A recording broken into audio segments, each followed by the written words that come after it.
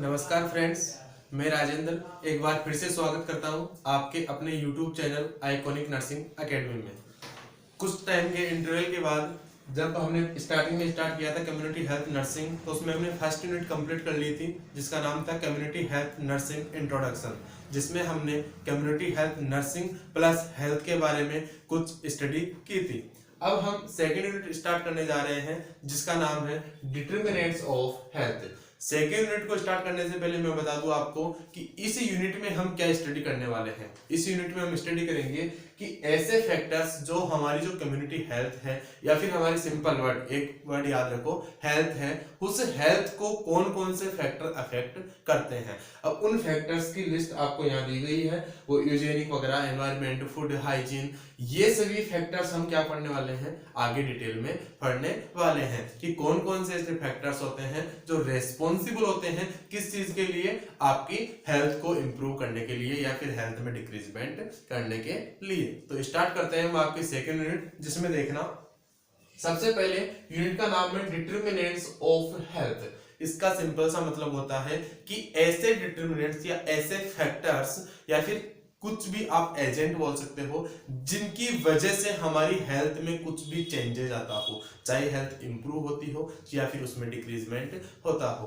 कि हमारी ऐसे फैक्टर जितने भी जिनकी वजह से हमारी हेल्थ में डिफेक्ट आता है या फिर हेल्थ इंक्रीज होती है, या फिर हम ये बोल सकते हैं कि वो सभी फैक्टर जो रेस्पॉन्सिबल होते हैं किस चीज के लिए, हमारी हेल्थ या फिर कम्युनिटी हेल्थ के लिए, उन सभी फैक्टर्स को इसमें क्या किया गया है, इन्वॉल्व किया गया है। वो फैक्टर्स कौन कौन से होते हैं? फैक्टर्स है eugenic, environment, food, socio culture, life style, hygiene, physical activity and financial factor. ये सभी फैक्टर हम डिटेल में पढ़ेंगे। इसके पहले एक बार हम देख लेते हैं कि ये फैक्टर्स है क्या क्या और ये कैसे हमारी हेल्थ को इफेक्ट करते हैं। फर्स्ट हम बात करते हैं यूजेनिक की। तो यूजेनिक में आप सिंपल सा देखना कि यूजेनिक क्या होते हैं, ये एक बोन क्वालिटी से रिलेटेड है या फिर न्यू जो जनरेशन आपकी आ रही है उस जनरेशन से रिलेटेड है, कि जो न्यू जनरेशन आ रही है उसमें जो जेनेटिक क्वालिटी है उसको क्या कर दिया जाना चाहिए, इंप्रूव कर दिया जाना चाहिए। अगर वो इंप्रूव होके आती है मतलब क्या होगा, आपकी हेल्थ बेटर होगी। अगर वो इंप्रूव नहीं होती है तो आपकी हेल्थ जैसी है वैसी की वैसी बनी रहेगी। सेकंड बात करते हैं एनवायरमेंट। तो इसमें हम क्या करेंगे, फिजिकल और बायोलॉजिकल आपके जो एनवायरमेंटल फैक्टर है उनके बारे में स्टडी करेंगे, जैसे फिजिकल एयर वगैरह है, वाटर वगैरह है, इसके अलावा जो प्लांट्स वगैरह है, कि ये हमारी जो शरीर है उसको कैसे इफेक्ट करते हैं, हमारी हेल्थ को कैसे इंप्रूव करते हैं, ये सब डिटेल में स्टडी करेंगे। इसके साथ साथ हम देखेंगे फूड की, हम जो फूड कंज्यूम कर रहे हैं, खुद हम जो खाना दोनों टाइम खा रहे हैं उस खाने की हाइजीन कैसी है, वो खाना अगर हम प्रॉपर ले रहे हैं, हाइजीन के साथ साथ ये भी होना चाहिए कि उसमें जो न्यूट्रिएंट्स हम ले रहे हैं वो हमारी रिक्वायरमेंट के अनुसार है या नहीं है। तो अगर वो हमारी रिक्वायरमेंट्स के अनुसार है तो हमारी हेल्थ इंप्रूव होगी, अगर वो हमारी रिक्वायरमेंट के अनुसार नहीं है तो हमारी हेल्थ इंप्रूव नहीं होगी।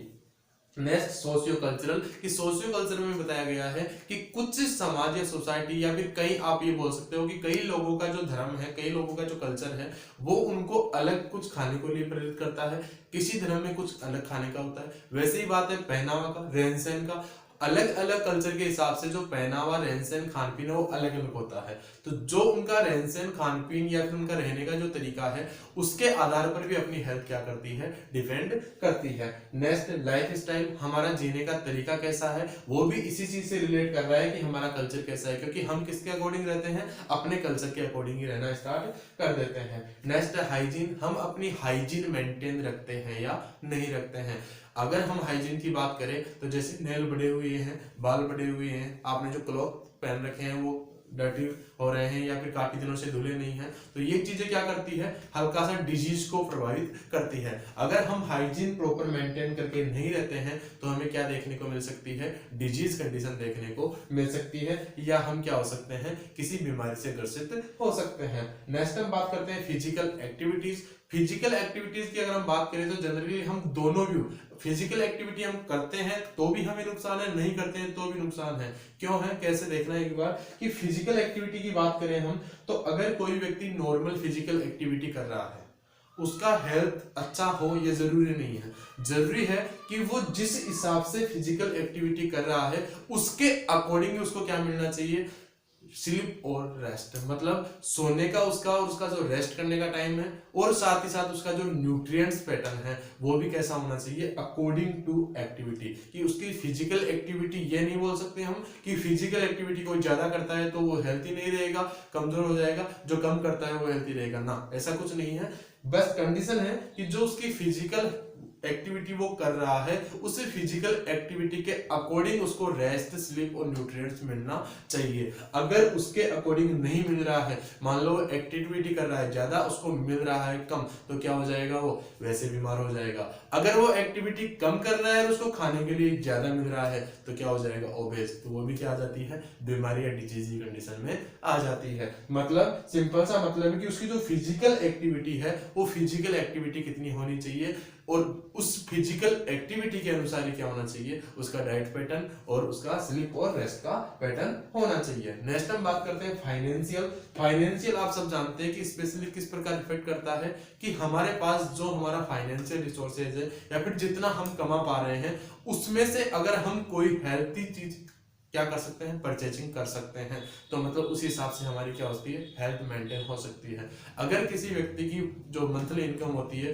वो 10,000 है, वो उसी हिसाब से परचेजिंग कर पाएगा, और एक व्यक्ति की अगर लाख रुपए पर मंथ है, तो वो उस हिसाब से अपने जो रिसोर्सेज है, अपने जो खाने के सामान वगैरह है, अपने पहनने की जो चीजें हैं, अपना जो एनवायरनमेंट शेड्यूल करने का उसका जो सिस्टम है, वो उसको क्या कर सकता है, उसके अनुसार इंप्रूव कर सकता है। मतलब सिंपल सा मतलब है कि हम क्या करते हैं, अगर किसी की फाइनेंशियल कंडीशन खराब है, फाइनेंशियल कंडीशन अच्छी नहीं है, तो वो क्या करेगा, जो एक हेल्प के लिए रिसोर्सेज है वो अवेलेबल नहीं करवा पाएगा अपने पेरेंट्स के लिए, अपने फैमिली के लिए, तो उनकी हेल्थ क्या हो जाएगी, थोड़ी सी डिक्रीजमेंट देखने को मिल सकती है। तो इस प्रकार से 5-7 फैक्टर है जो क्या करते हैं, हमेशा हमारी हेल्थ को अफेक्ट करके चलते हैं। अब हम डिटेल में बात करते हैं इन फैक्टर्स के बारे में। सबसे फर्स्ट वन आज हम स्टडी करने जा रहे हैं दो फैक्टर्स की, यूजेनिक एंड एनवायरनमेंट। यूजेनिक हम डिटेल में स्टडी करेंगे। एनवायरनमेंट में काफी फैक्टर्स होते हैं, जैसे एयर भी होता है, पोल्यूशन भी होता है, आपका हाई हाउसिंग वगैरह, वेंटिलेशन वगैरह, प्लांट्स वगैरह, ये सब एनवायरनमेंट में आते हैं। तो एनवायरनमेंट आज हम स्टार्ट करेंगे, उसमें हम स्टडी करेंगे केवल एनवायरनमेंट में आज एयर, कि आपकी जो चारों तरफ एयर है, हवा है, वो कैसे आपको अफेक्ट करती है, एयर पोल्यूशन कैसे हो जाता है, फिर हमारी हेल्थ पे उसके क्या हैजार्ड्स होते हैं। तो सबसे फर्स्ट वन हम बात करते हैं यूजेनिक की। यूजेनिक की अगर बात करें तो यूजेनिक जो वर्ड है वो ग्रीक वर्ड है। यूजेनिक कौन सा वर्ड है, ग्रीक वर्ड है, जो किसने दिया था, एक गाल्टन नाम का साइंटिस्ट था, फ्रांसिस, कहां का, फ्रांस का एक गाल्टन नाम का साइंटिस्ट था, जिसने सन 1983 में क्या दिया था, ये वर्ड दिया था, जो कि ग्रीक के दो वर्ड से मिलकर बना हुआ है। कौन कौन से, यू एंड जेनिक। जहां पर आप जनरली देखोगे तो यू का मतलब होता है गुड या फिर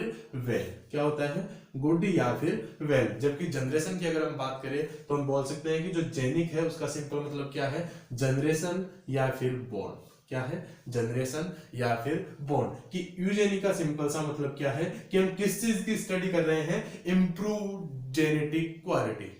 यूजेनिक का सिंपल सा मतलब क्या है, कि हम किस चीज की स्टडी कर रहे हैं, study of improve genetic quality. क्योंकि यहाँ पर यू का मतलब क्या आ रहा है, गुड या फिर अच्छा, वेल, एंड साथ ही जेनिक का मतलब क्या आ रहा है, जो न्यू जनरेशन आने वाली है। तो उसी जनरेशन में जो जेनेटिक क्वालिटी है उसको इंप्रूव करने की स्टडी जहां हम करते हैं उसको क्या बोलते हैं, हम यूजेनिक बोल के चलते हैं। नेक्स्ट हम बात करते हैं डेफिनेशन। डेफिनेशन की बात करें हम तो यूजेनिक क्या होता है, एक साइंस होता है। यूजेनिक एक साइंस है जो क्या करता है, हर एक उस फैक्टर के साथ डील करके चलता है। यूजेनिक एक साइंस है जो हर एक उस फैक्टर के साथ डील करके चलता है, जो फैक्टर क्या करता है, हमारी हेल्थ को कैसे न कैसे अफेक्ट करता है। और मेनली कौन से, जो क्या करने का काम करते हैं, इम्प्रूव हेल्थ, अपनी हेल्थ को इंप्रूव करने का काम करते हैं, या फिर अपनी जो जेनेटिक क्वालिटी है उसको इंप्रूव करने का काम करते हैं। मतलब यूजेनिक एक ऐसी साइंस है जो हर उस एक फैक्टर के साथ डील करती है, जो क्या करती है, हमारी जेनेटिक क्वालिटी को क्या करती है, इंप्रूव करती है। नेक्स्ट हम बात करते हैं एम्स। कि जो आप यूजेनिक पढ़ रहे हैं या फिर यूजेनिक जो गुड जनरेशन या फिर हम इम्प्रूव क्वालिटी कर रहे हैं, जेनेटिक क्वालिटी को हम इम्प्रूव कर रहे हैं, उसके क्या एम्स हो सकते हैं या फिर हम क्यों ये चीज कर रहे हैं। तो इसमें हम क्या करते हैं, हेल्थी पीपुल, हम क्या करते हैं, हेल्थी पीपुल को बढ़ावा देते हैं। मतलब जो लोग वहां रह रहे हैं उन लोगों का जो हेल्थ स्टेटस है उस हेल्थ स्टेटस को क्या करते हैं, इम्प्रूव करते हैं। लोगों की इंटेलिजेंसी बढ़ाते हैं, मतलब लोग क्या होते जाएंगे, धीरे धीरे हर चीज के बारे में जानने सीखने योग्य होते जाएंगे। और आप एक चीज ध्यान रखना, अगर इंटेलिजेंटी बढ़ेगी मतलब जो आपकी एमआर है, मेंटल रिटार्डेशन है, वो क्या होती जाएगी, कम होती जाएगी। तो अगर हम इसका इनडायरेक्ट इफेक्ट देखें तो हमने एक ऐसा फैक्टर पढ़ा था, फाइनेंशियल फैक्टर, हमने फैक्टर्स में पढ़ा था फाइनेंशियल फैक्टर। फाइनेंशियल फैक्टर में क्या आ रहा था, इकोनॉमिक बर्डन, मतलब उसका फाइनेंशियल रिसोर्सेज कम था जबकि उसके क्या था, खर्चा ज्यादा था, मतलब उसकी परचेजिंग पावर बिल्कुल कम थी। तो यहाँ पर भी क्या होता है कि आपने देखा होगा कि आज की डेट में जो सबसे ज्यादा जहां इनकम होती है, सॉरी जहां पर सबसे ज्यादा खर्चा होता है वो दो ही फील्ड होते हैं, एजुकेशन एंड मेडिकल। तो यहाँ पर अगर एमआर कम होती जाएगी, मेंटल रिटार्डेशन कम हो रही है, मतलब पर्सन क्या हो रहे हैं, हेल्थी हो रहे हैं, तो आपका जो मेडिकल बर्डन है, आपका फाइनेंशियल के साथ जो मेडिकल बर्डन है वो ऑटोमेटिक क्या होने लग जाएगा, कम होने लग जाएगा। मतलब साथ ही हेल्थी पीपल बता रहा है, इंटेलिजेंट पीपल बढ़ा रहा है, और साथ ही साथ इनडायरेक्ट रूप से क्या कर रहा है, इकोनॉमिक जो बर्डन है व्यक्ति के ऊपर, उस इकोनॉमिक बर्डन को क्या कर रहा है, कम करने का काम कर रहा है। नेक्स्ट हम बात करते हैं types of eugenic. Types of eugenic की अगर हम बात करें तो टाइप्स ऑफ यूजेनिक दो प्रकार के होते हैं, positive eugenic and negative eugenic. इन दोनों में एक छोटा सा डिफरेंस है, वो ये है कि अगर पॉजिटिव यूजेनिक आपको देखने को मिल रहा है तो उसमें हम क्या करते हैं, जो रिप्रोडक्शन है उसको बढ़ाने का काम करते हैं। क्यों? क्योंकि वहां पर क्या है, पहले से ही जेनेटिक क्वालिटीज क्या हुई है, बढ़ी हुई है, तो वहां पर हमें किसी भी प्रकार का कोई इफेक्ट करने की जरूरत नहीं है। तो हम क्या करते हैं, रिप्रोडक्शन को बढ़ाते हैं और क्या करते हैं, आने वाली जो जनरेशन है उसको क्या करते हैं, बढ़ावा देते हैं। या फिर हम ये भी बोल सकते हैं कि जो कुछ अदर टेक्निक्स होती है, जैसे एग्जांपल इन विट्रो फर्टिलाइजेशन, इन टेक्निक्स का यूज करके भी हम क्या कर सकते हैं, जनरेशन को इंप्रूव कर सकते हैं। उसमें क्या करते हैं हम कि एक जो फीमेल होती है उसकी ओवेरी से जो उसका ओम होता है उसको बाहर निकालते हैं, बाहर निकालकर उसको जो कृत्रिम मीडिया है वहां पर क्या करवाया जाता है, निषेचन करवाया जाता है, और उसके बाद वापस एक मां के जो यूट्रस होता है उसमें उसको डेवलप होने के लिए क्या कर दिया जाता है, वापस इम्प्लांट कर दिया जाता है। तो कुछ टेक्निक्स काम में लेके या नॉर्मल रिप्रोडक्शन के माध्यम से हम क्या कर सकते हैं, यूजेनिक के माध्यम से अपनी जो जेनेटिक क्वालिटीज है उनमें हम क्या कर सकते हैं, इंप्रूव कर सकते हैं।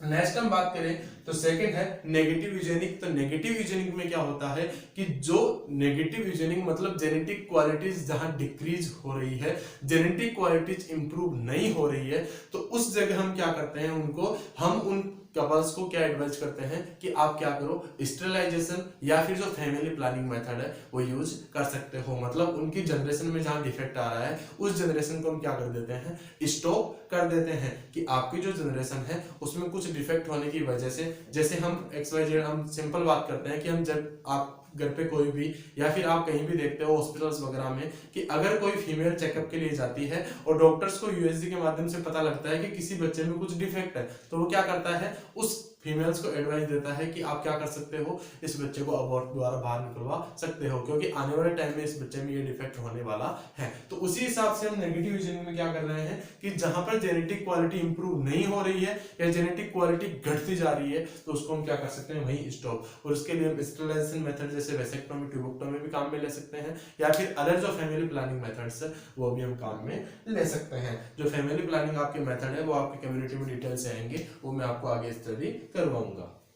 तो ये था आपका यूजेनिक, जिसमें हमने स्टडी की यूजेनिक मतलब गुड जनरेशन, गाल्टन ने 1983 में दिया था। इसके बाद डेफिनेशन की बात की तो इसमें हम क्या कर रहे थे कि यूजेनिक एक साइंस है जो स्टडी कर रहा है किसके साथ, सभी उसी फैक्टर के साथ जो क्या करते हैं, हमारी जेनेटिक क्वालिटीज को या फिर हमारी हेल्थ को क्या करते हैं, इंप्रूव करते हैं। इसके बाद हमने इसके देखे एम्स, जिसमें हमने क्या देखा था कि हेल्थ को इंप्रूव कर रहा है, इंटेलिजेंट बढ़ा रहा है, मतलब मेंटल रिटार्डेशन को कम के साथ साथ क्या कर रहा है, इनडायरेक्ट रूप से अपना जो इकोनॉमिक बर्डन था उसको भी कम कर रहा था। और next positive and negative eugenic. अब हम बात करते हैं environment, second factor environment. Environment second factor की अगर हम बात करें तो क्या है, सिंपल सा मतलब कि एनवायरमेंट चाहे वो फिजिकल हो चाहे बायोलॉजिकल, एनवायरमेंट जो भी है वो हमारी हेल्थ को कैसे इफेक्ट कर रहा है। मतलब एनवायरमेंट के जो कारक है, जो घटक है, या फिर जो हम कोई भी फैक्टर ले रहे हैं, वो हर एक फैक्टर कैसे हमारी हेल्थ को धीरे धीरे बढ़ाता है या फिर कैसे हमारी हेल्थ को धीरे धीरे डिक्रीज करता है। सबसे फर्स्ट वन हम बात करेंगे एयर की, कि आपके चारों तरफ जो एयर है वो हमारी हेल्थ को कैसे अफेक्ट करती है। तो जनरली सबसे पहले हम एयर का जनरल इंट्रोडक्शन देखते हैं कि एयर होती क्या है। तो सबसे पहले हम बात करते हैं एयर के कंपोजिशन की। तो एयर के कंपोजिशन में आपने देखा होगा सबसे ज्यादा मेनली रूप से क्या पाया जाता है, O2, CO2 और नाइट्रोजन। क्या पाया जाता है, O2, CO2, नाइट्रोजन। जो आपका O2 होता है वो होता है 20.96%, CO2 होता है वो होता है 0.03%, और जो नाइट्रोजन होता है वो होता है 78.01%। कि O2, CO2 एंड नाइट्रोजन ये तीनों पार्ट मिलकर क्या बनाते हैं, या फिर ये तीनों गैस मिलकर क्या बनाती है, 99% ऑफ एयर। कि एयर का जो 99% पार्ट है, 99% जो पार्ट है वो कौन बनाता है, O2, CO2 एंड नाइट्रोजन। इसके अलावा जो 1% है उसमें हीलियम वगैरह आदि गैसेस पाई जाती है। बात करें हम फंक्शंस ऑफ एयर की, तो फंक्शंस ऑफ एयर में सबसे पहले देखना कि फंक्शंस ऑफ जो एयर होते हैं उसमें क्या होता है कि सबसे पहला काम करती है एयर अपनी बॉडी का जो टेम्परेचर है उसको क्या करती है, रेगुलेट करने का काम करती है, या फिर हम ये भी बोल सकते हैं कि अपनी बॉडी को कूल करने का काम करती है। इसके साथ साथ अपने ब्लड का प्यूरिफिकेशन करने का काम करती है। जो अपनी बॉडी का एक ऑर्गन है लंग्स, उस लंग्स के अंदर वो क्या करती है, O2 और CO2 के एक्सचेंज के माध्यम से क्या करती है, ब्लड को प्यूरिफाई करने का काम करती है। ब्लड के साथ O2 को मिक्स करती है और CO2 को बाहर निकालने का काम करता है। नेक्स्ट हम बात करते हैं कि जो एयर होती है वो मीडियम का काम भी करती है। मीडियम का काम जैसे सबसे पहले हम बात करते हैं, आपने नाम सुना होगा कम्युनिकेशन, सीटी में आपका टॉपिक चलता है कम्युनिकेशन। तो कम्युनिकेशन मीडिया के अंदर सबसे ज्यादा जो मीडियम का काम करते हैं उसके तरंगों को ले जाने में किसका रोल होता है, एयर का रोल होता है। इसके साथ साथ आपके सामने जो भी बैक्टीरिया, वायरस वगैरह आपके एनवायरमेंट पे फ्री क्या कर रहे हैं, विचरण कर रहे हैं, बिल्कुल फ्री घूम रहे हैं, उनको भी एक स्थान से दूसरे स्थान पर ले जाने का काम कौन करता है, एयर करती है। नेक्स्ट हम कुछ बात करेंगे कुछ फैक्टर्स की, कि जो एयर की क्लीनिंग है, मतलब हवा की जो शुद्धता है, उस क्लीनिंग को कौन कौन से फैक्टर है जो क्या करते हैं, अफेक्ट करते हैं, कि उस क्लीनिंग को या तो बढ़ाते हैं या फिर उसको क्या कर देते हैं, डर्टी कर देते हैं। मतलब या तो एयर को क्या करते हैं, क्लीन करते हैं, या फिर क्या करते हैं, डर्टी करते हैं। यहाँ हम बात करेंगे कि ऐसे कौन कौन से फैक्टर है जो उस एयर की जो क्लीनिंग है या जो इम्प्योरिटीज है, इम्प्योरिटीज मतलब उसकी जो अशुद्धता है उसको तो कम कर देते हैं और क्या करते हैं, उसकी क्लीनिंग को बढ़ाते हैं। तो कौन कौन से हैं, फर्स्ट फैक्टर आता है एयर फ्लो। फर्स्ट फैक्टर आता है एयर फ्लो। एयर फ्लो का मतलब एयर एक स्थान से दूसरे स्थान तक कंटिन्यू क्या कर रही है, फ्लो कर रही है। तो उसमें दो एडवांटेज देखने को मिलते हैं। फर्स्ट तो ये मिलता है कि हर जगह क्या होता है, जो पुरानी एयर है वो वहां पर नई एयर के साथ क्या हो जाती है, रिप्लेस हो जाती है। मतलब पुरानी एयर दूसरे स्थान पर चली जाती है एंड न्यू एयर वहां पर एंटर हो जाती है। मतलब क्या करती है, रिप्लेस करती है। और साथ ही साथ अगर एक ही जगह पर कहीं पर पोल्यूशन है या फिर कोई कचरा पड़ा है तो उसको क्या कर देती है, वो बखेर देती है। तो इसमें ध्यान रखना आप, कहीं आपने देखा होगा कुछ बुक्स में ये लिखा हुआ है कि वो क्या करती है, पोल्यूशन को बढ़ाने का काम करती है। जैसे कचरे का कोई एक ढेर पड़ा है, उस ढेर को क्या कर देती है, चारों तरफ फैला देती है। लेकिन एक चीज ध्यान रखना, उसी कचरे के ढेर में क्या होती है, 80% चीजें ऐसी होती है जो गलने योग्य होती है। तो अगर एयर के माध्यम से वो एक स्थान से दूसरे स्थान पर पहुंचती है तो खेतों वगैरह में जाके क्या हो जाता है, उनका कंपोजिशन बदल जाता है। वो किस में कन्वर्ट हो जाती है, खाद में कन्वर्ट हो जाती है। हाँ 20% कुछ जैसे प्लास्टिक वगैरह की वस्तुएं होती है उनमें, उनसे क्या होता है, थोड़ा सा पोल्यूशन बढ़ता है। लेकिन अधिकतर चीजें या 80% चीजें हम बोल सकते हैं जो क्या काम आती है, एक कंपोजिशन के रूप में या फिर एक खाद के रूप में क्या आती है, खेतों में काम आ जाती है। तो ये क्या करती है, एयर को क्लीन करने का काम करती है। नेक्स्ट हम सेकंड बात करें सनलाइट की, तो जितनी तीव्र सनलाइट होगी आपकी एयर में जो बैक्टीरिया और वायरस प्रेजेंट होते हैं उन बैक्टीरिया वायरस को क्या कर देती है, नष्ट कर देती है। जो आपकी यूवी रेज होती है उनकी वजह से आपके जो बैक्टीरिया और वायरस एयर में फ्री घूम रहे हैं उनको क्या कर देते हैं, नष्ट कर देते हैं। नेक्स्ट हम बात करते हैं रेन की। तो रेन क्या करती है, आपकी जो एयर है उसमें जो इम्प्योरिटीज है, उसमें जो अशुद्धियां घुली हुई है उनको क्या कर देती है, हटा देती है, या फिर क्या कर देती है, वॉश कर देती है। जब वर्षा होती है तो वर्षा की वजह से जो वर्षा का जल आता है ऊपर से, उसके साथ वो इम्प्योरिटीज कहाँ आ जाती है, धरती पर आ जाती है। तो एयर क्या हो जाती है, बिल्कुल क्लीन हो जाती है। नेक्स्ट हम बात करते हैं प्लांट्स। तो प्लांट क्या करते हैं कि प्लांट्स हमेशा ध्यान रखना आप, CO2 को कंज्यूम करते हैं, जो हमारे लिए एक उल्टा सिस्टम चलता है कि हम क्या करते हैं, O2 का तो यूज करते हैं ब्लड की प्यूरिफिकेशन के लिए और CO2 को बाहर निकालते हैं। तो CO2 अगर दिन प्रतिदिन हम बाहर निकालते रहेंगे, O2 यूज करते रहेंगे, तो क्या हो जाएगा, इम्बैलेंस, मतलब CO2 तो बढ़ जाएगी, O2 कम हो जाएगी। तो प्लांट क्या करते हैं, उससे विपरीत काम, वो CO2 को तो कंज्यूम करते हैं और O2 बाहर निकालते हैं। मतलब हम CO2 निकालते हैं, उसको प्लांट काम में ले लेते हैं, और प्लांट और O2 निकालते हैं, उसको हम काम में ले लेते हैं। तो इसका जो एक संतुलन है, वो संतुलन क्या होता है, हमेशा बना रहता है। नेक्स्ट हम बात करते हैं हम कि एयर की जो, ये तो हमने देखा कि एक सिंपल वे, या फिर हम ये बोल सकते हैं कि जनरली एयर क्या होती है, इसके फंक्शन क्या है और ये क्लीन कैसे रह सकती है। लेकिन अब हम बात करेंगे कि ये जो एयर है अगर वो पोल्यूटेंट हो जाए या फिर एयर पोल्यूशन आपको देखने को मिले, तो वो हमारी हेल्थ को कैसे अफेक्ट करता है। तो सबसे पहले पोल्यूशन का मतलब ये है कि एयर का जो नॉर्मल कंपोजिशन है, नॉर्मल कंपोजिशन मतलब ये क्या है, एक कुछ गैसों का मिश्रण, क्या था, कुछ गैसों का मिश्रण था।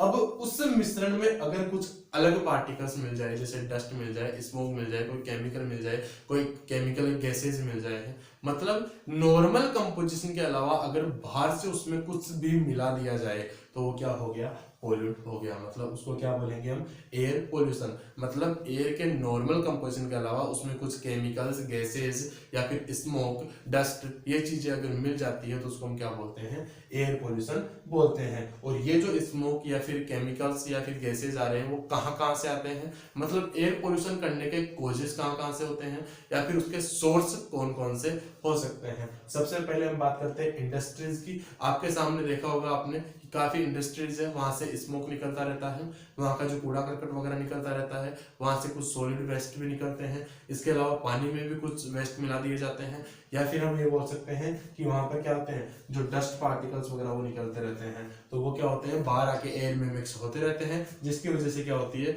आपकी एयर पोल्यूटेंट होती रहती है। नेक्स्ट एंड सेकंड बात करते हैं डोमेस्टिक की। तो डोमेस्टिक भी आप जनरली देखना कि आप घर पे जो घरेलू वुड, लकड़ी वगैरह या फिर गैस वगैरह काम में लेते हैं, उसकी वजह से भी क्या होता है, स्मोक्स वगैरह निकलती है, और साथ ही साथ क्या निकलती है, डस्ट पार्टिकल निकलते हैं। या फिर हम जनरल बर्निंग की बात करें तो वहां पर भी राख का ढेर आपको देखने को मिलेगा। तो ये क्या करते हैं, एयर को पोल्यूट कर देते हैं। नेक्स्ट हम बात करते हैं ट्रांसपोर्टेशन। ट्रांसपोर्टेशन आज की डेट की अगर हम बात करें तो ट्रांसपोर्टेशन एक सबसे महत्वपूर्ण फैक्टर है। कैसे, क्योंकि आज की डेट में जो प्राइवेट व्हीकल है वो इतने ज्यादा बढ़ चुके हैं कि हर मेंबर के पास, आज की डेट में अगर हम पॉपुलेशन की बात करें तो उस हिसाब से जितनी पॉपुलेशन है उतनी क्या है, व्हीकल प्रेजेंट है। तो हम क्या करते हैं, जो अपने व्हीकल है उनको टाइम टू टाइम अगर रिपेयरमेंट नहीं करवाते हैं, टाइम टू टाइम उनको चेक नहीं करवाते हैं, तो उनके माध्यम से क्या निकलता है, पॉल्यूशन निकलता है। क्या निकलता है, पॉल्यूशन, कुछ वेस्ट प्रोडक्ट भी निकलते हैं और साथ ही साथ कुछ गैसेस वगैरह भी निकलती है। तो हमें क्या करना चाहिए, जो ट्रांसपोर्टेशन है उसको लिमिट करना चाहिए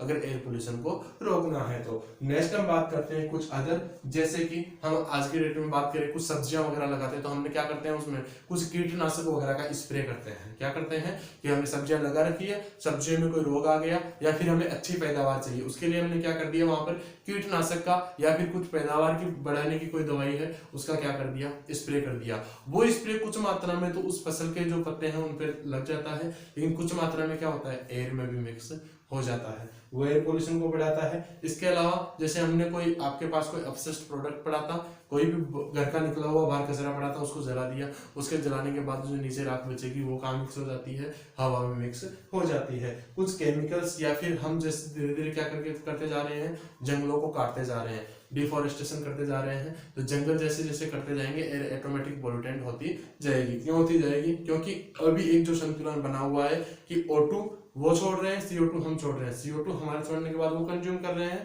O2 को हम कंज्यूम कर रहे हैं। तो ये बैलेंस है, वो जैसे जैसे फॉरेस्ट जंगल कम होते जाएंगे, जैसे जैसे प्लांट कम होते जाएंगे, ये बैलेंस क्या होता जाएगा, बिगड़ना स्टार्ट हो जाएगा। नेक्स्ट हम बात करते हैं कि ये जो सिंपल से मेथड मैंने आपको बताया कि जहां जहां से ये सोर्स, ऐसे सोर्स या फिर जहां जहां से ये एयर पोल्यूशन बढ़ रहा है, अगर हम इन सबको स्टॉप कर दे या फिर इन सबको कंट्रोल कर दे तो क्या हो जाएगा, हमारा जो एयर पोल्यूशन है वो कंट्रोल हो जाएगा। तो एयर पोल्यूशन को कंट्रोल करने के लिए हम 3 मेथड काम में लेते हैं, जिसमें आते हैं primary method, legal method and mass education. सबसे बात करें हम प्राइमरी मेथड की, तो प्राइमरी मेथड में सिंपल सा मतलब ये है कि हम खुद अपने स्तर पर क्या करें, पोल्यूशन को कंट्रोल करने की कोशिश करें। जैसे हम अपने जो खुद के वाहन व्हीकल वगैरह है यूज कर रहे हैं उसको कंट्रोल में रखें, उसका टाइम टू टाइम चेक करवाएं। उसके अलावा अगर वो पोल्यूशन कर रहा है तो उसका टाइम पे काम या फिर प्रिवेंट करवाएं। इसके साथ साथ अगर हम बात करें तो क्या होता है, सेकंड चीज, अगर हम कोई कहीं कूड़ा करकट बाहर जला रहे हैं तो उसको कंट्रोल करें। जो डिस्पोजल का मेथड हम काम में ले रहे हैं उसको चेंज करें ताकि हमें कम से कम वेस्ट मिल सके। घरेलू जो लकड़ी वगैरह गैस वगैरह हम काम में ले रहे हैं उससे हम ईंधन को चेंज कर सकते हैं। अगर किसी वुड्स की वजह से ज्यादा स्मोक वगैरह निकल रहा है तो हम कम स्मोक वाली लकड़ी काम में ले सकते हैं। वुड के स्थान पर हम गैस काम में ले सकते हैं जिससे और भी कम स्मोक फैले। तो हम क्या कर सकते हैं, हम अपने खुद के स्तर पर जहां तक इस पोल्यूशन को कंट्रोल कर सके उसको हम क्या बोलते हैं, प्राइमरी कंट्रोल। लेकिन अगर बात करें हम लीगल कंट्रोल की, तो ये किस लिए बनाया जाता है कि जो व्हीकल वगैरह हम ट्रांसपोर्टेशन में यूज करते हैं, कई बार जो इंडस्ट्रीज वगैरह बाहर लगी हुई है उन सब के लिए क्या करती है गवर्नमेंट, आपकी जो स्टेट और जो सेंट्रल लेवल होता है वहां से कुछ कानून बनाए जाते हैं कि वहां पर क्या बना दिए जाते हैं, कुछ रूल रेगुलेशन बना दिए जाते हैं कि इतना डस्ट पार्टिकल आप यहाँ नहीं फेंक सकते, यहाँ नहीं कर सकते, आपको ऐसे डिस्पोजल करवाना होगा।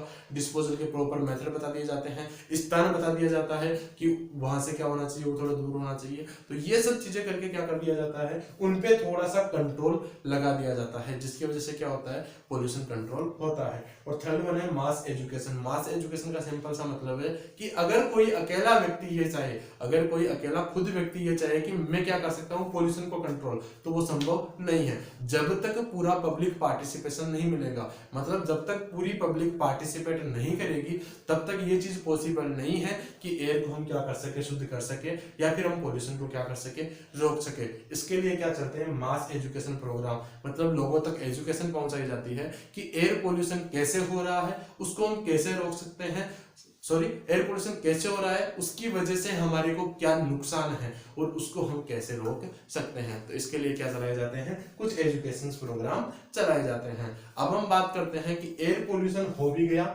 सोर्स भी देख लिया हमने, सोर्स के बाद उस सोर्स को कंट्रोल भी कर दिया, लेकिन ये हमने देखना रह गया कि जो एयर पोल्यूशन हो रहा है उस एयर पोल्यूशन की वजह से हमारी हेल्थ पे क्या क्या इफेक्ट आते हैं। तो जनरली अगर हम बात करें तो हेल्थ पे 3 प्रकार के इफेक्ट देखने को मिलते हैं, टेम्परेरी इफेक्ट, परमानेंट इफेक्ट और साथ ही साथ हमारी हेल्थ के साथ साथ जो आपके प्लांट्स है, आपकी जो वेजिटेबल्स हैं, उन पे भी एयर पोल्यूशन के इफेक्ट देखने को मिलते हैं। फर्स्ट हमारे ऊपर अगर हम बात करें तो 2 प्रकार के इफेक्ट आ रहे हैं, कौन से, टेम्परेरी एंड परमानेंट। टेम्परेरी की बात करें तो जैसे कई लोगों में कफिंग वगैरह देखने को मिलती है, जब आप प्रदूषण में, जब आप एयर पोल्यूशन में जाओगे तो आपको क्या देखने को मिलेगी, कफिंग वगैरह देखने को मिलेगी। नेक्स्ट सेकंड अगर हम बात करें तो क्या देखने को मिल सकता है, कई लोगों को क्या होती है, स्मोक या फिर डस्ट से एलर्जी कंडीशन देखने को मिल सकती है। तो ये तो क्या होते हैं टेम्परेरी, कुछ टाइम के लिए हुए, वापस क्या हो गए, रिजोल्व हो गए। कई बार क्या देखने को मिलते हैं, आपको परमानेंट साइड इफेक्ट भी देखने को मिलते हैं, जैसे लंग्स कैंसर हो गया, टीबी हो गई, या फिर किसी को कोई पल्मोनरी प्रॉब्लम्स हो गई। तो ये सी चीजें क्या मिल सकती है, आपको परमानेंट भी मिल सकती है। ये लंग्स कैंसर वगैरह ये सब चीजें किसकी वजह से देखने को मिल सकती है, पोल्यूशन की वजह से देखने को मिल सकती है। नेक्स्ट अगर हम प्लांट और वेजिटेबल्स की बात करें तो प्लांट्स और वेजिटेबल्स में क्या होता है कि अगर आपका जो एनवायरमेंट है या जहां पर आपने वेजिटेबल्स या प्लांट लगा रखे हैं उस एनवायरमेंट में अगर एयर पोल्यूशन है तो उनकी जो एक प्रॉपर ग्रोथ होनी चाहिए वो ग्रोथ नहीं हो पाएगी। मतलब आपकी जो एयर है उसकी वजह से या फिर पोल्यूटेंट एयर है उसकी वजह से क्या होगी, आपकी जो प्लांट और वेजिटेबल्स है उनकी ग्रोथ क्या हो जाएगी, रुक जाएगी। और साथ ही साथ वहां से जो हमें फूड प्रोडक्ट मिल रहे हैं वो फूड प्रोडक्ट भी कैसे हो जाएंगे, पोल्यूटेंट हो जाएंगे। मतलब एक तो क्या हो गया कि जो हमें ये उत्पाद दे रहे हैं, जो फूड प्रोडक्ट दे रहे हैं वो पोल्यूटेंट हो गए, और दूसरे उनकी प्रॉपर ग्रोथ भी नहीं हो पाएगी। मतलब जितनी उनकी ग्रोथ होनी चाहिए थी उतनी ग्रोथ उनकी नहीं हो पाएगी। तो ये था हमारा आज का टॉपिक जिसमें हमने सेकंड यूनिट स्टार्ट की, डिटरमिनेंट्स ऑफ एयर, जिसमें हमने स्टडी की कौन कौन से डिटरमिनेंट्स होते हैं। उसके बाद हमने 2 डिटरमिनेंट्स की स्टडी भी की, फर्स्ट यूजेनिक और सेकंड एनवायरनमेंट में एयर। अब इसके बाद हम नेक्स्ट स्टडी करेंगे वाटर के बारे में, वाटर पोल्यूशन के बारे में नेक्स्ट क्लास में। ठीक है, आज के लिए इतना ही काफी है। धन्यवाद। हरे कृष्ण।